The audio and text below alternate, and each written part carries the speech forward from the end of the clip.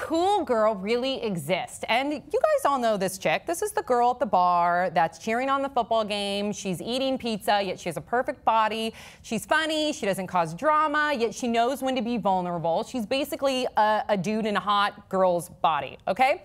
So Jezebel put out this really interesting article that addresses the cool girl, and the author talks about a number of different points, saying that some people believe that this girl does genuinely, sincerely exist.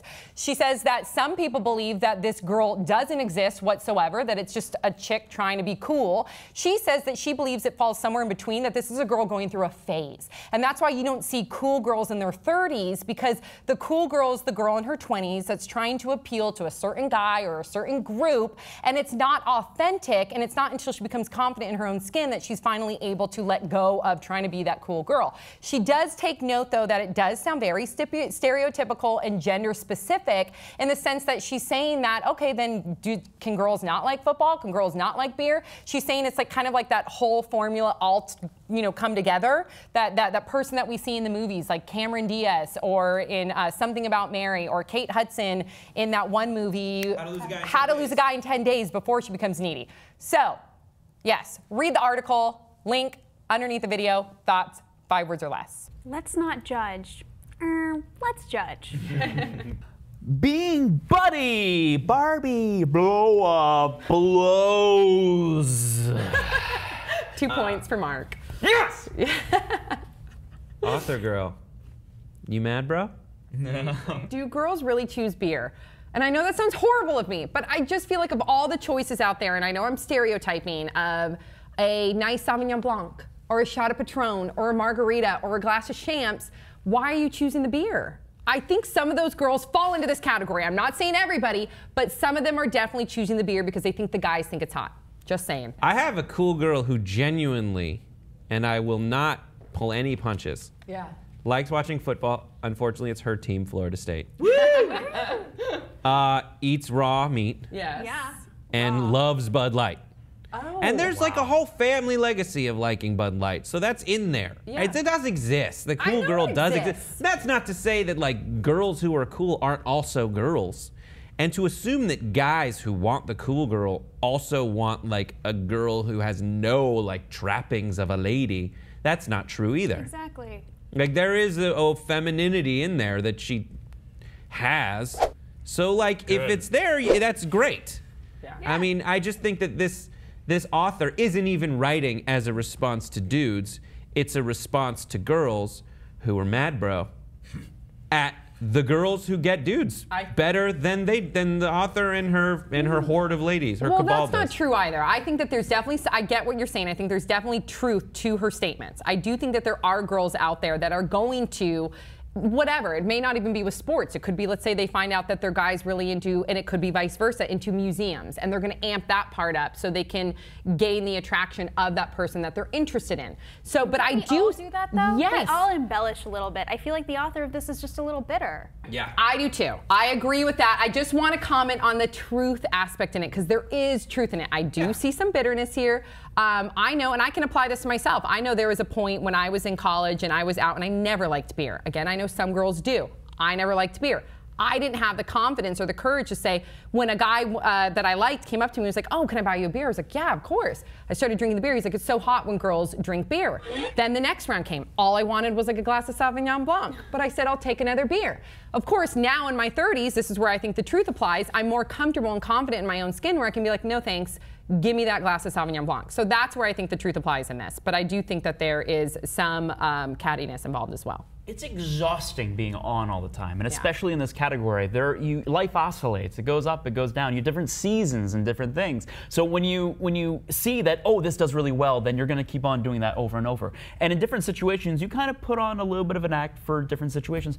But you just have to be yourself, because if you put on that persona all the time, first off, you're exhausted. You never get to be off. In addition to that, those people, they all of a sudden kind of like they're on, they just disappear and they start whoopsies, and they just like. It's sad to see, because you want to be close with those people. You want to have there's a personality in there, but they just feel like they're not going to be loved unless they act this way.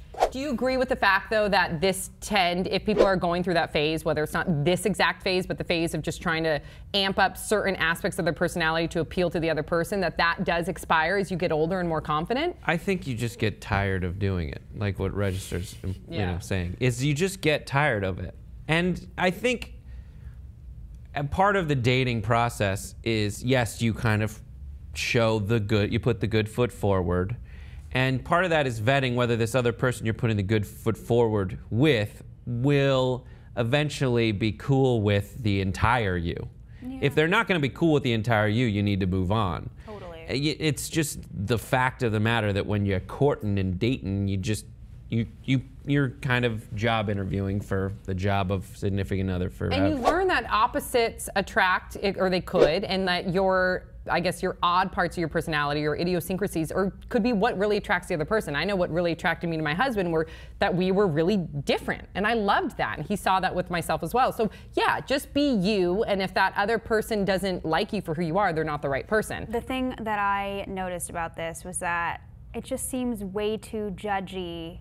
I mean, you're asking people not to judge you. You're at such a stage in your life, and maybe these women are putting on a show to get male attention, or maybe they genuinely like those things, and that's okay, but why does it make it okay for us to call it a phase or to label it? I don't think that's fair either. I think we're putting other women down, and that's not cool, Jezebel. Why do you do that? It's so hypocritical. Like, just be nice to those people, to those women. Like, they are obviously going through something, or they're doing their own thing, and you do your own thing too. And why do we have to call people out? I agree. Not just women, but it was too. of course not. But it was so stereotypical. Like, every example was a stereotype, and so it's just like, but that's not realistic. I feel like we stop looking at people as people, and we just look at their traits. And that's, she drinks beer, she eats hot dogs, she likes sports. That's a tomboy. That's a girl who's one of the guys. That's not necessarily true. Do you know this person? Are you just observing this person at a bar? Let's flip the coin really quick. And what do you think about, is there a cool guy?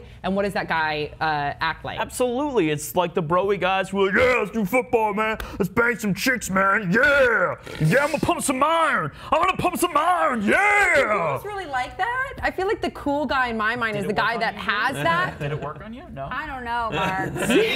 See, it works. Okay, so who do you think the cool guy is? I think it's a little bit of that, but then can also be the guy that can be very sensitive, and sometimes that can be insincere. I know that guy, and he plays that, and I think that's the cool guy that's almost playing it to get into the girl's pants, and I don't like that. I think the coolest guy is the guy that is nice to every single human being, and goes out of their way to just help others. Whether you're hot, whether you're not, whether you're the buster, whether you're a celebrity. That's the cool guy to me. Because everybody wants to hang out with that person, and that's what makes a cool person to me. Like 21 Jump Street, the movie. Yeah. It calls out that the definition of the cool person changes over time. I think cool you need to yourself look at and define as the person who doesn't worry about what other people think. Being true to yourself. And isn't trying so actively to define others before they're allowed to define themselves. People do grow up, and it's not fair to put the stereotype on people just because they did like something at one point and then they grow out of it. And, oh no, they're not cool anymore because they don't like the same things they liked. Interesting. You know what I mean? I think this article sparked a really good conversation. So whether you agree with it or not, we're still drinking. Yeah, and we're still drinking. And we're going on. Please share. I know we just keep pouring beers. Come on, you guys, wrap it up. I'm just please, glad none of us started crying. I know. Please share your thoughts in the comment section below about the cool girl, about this article. Take the time to read it. We'll provide the link, and then also follow us on Tumblr and Instagram at The Real Pop Trigger. We'll see you guys all next time.